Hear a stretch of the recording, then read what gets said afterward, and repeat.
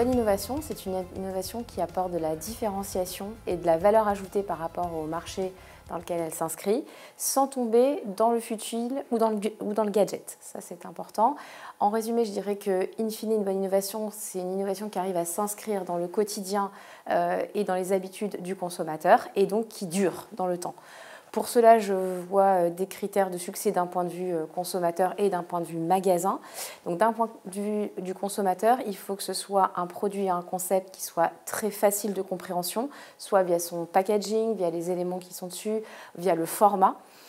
Il faut également que ce soit une innovation qui réponde à un nouveau besoin ou bien un besoin existant mais amélioré significativement. Nous, chez Franprix, notamment sur les axes de praticité et de service, je trouve une nouvelle marque, un corner shop in shop en bas de chez moi, donc c'est pratique, c'est un service pour nous, ou je trouve un lockers pour aller récupérer mes colis.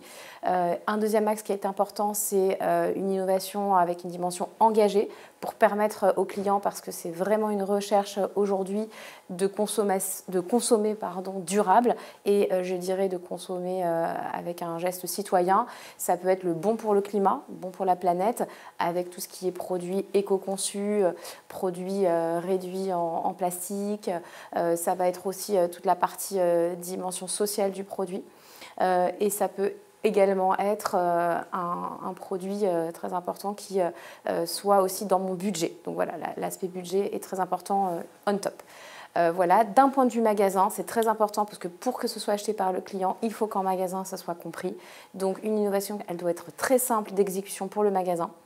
Elle doit être aussi économiquement viable, c'est un point important à dire, donc s'inscrire dans une moyenne économique de son rayon ou dans la surface qu'elle occupe pour qu'elle soit en fait pérenne pour le magasin.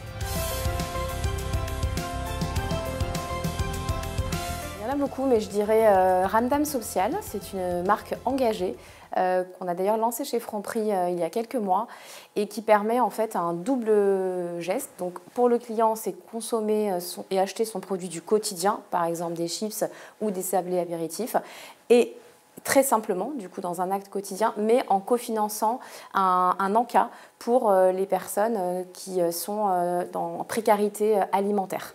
Donc, je trouve que le message est très simple sur le packaging, l'acte d'achat aussi, et du coup, il répond à la démarche engagée que souhaite et à donner du sens à ces achats que nos clients nous demandent de plus en plus souvent.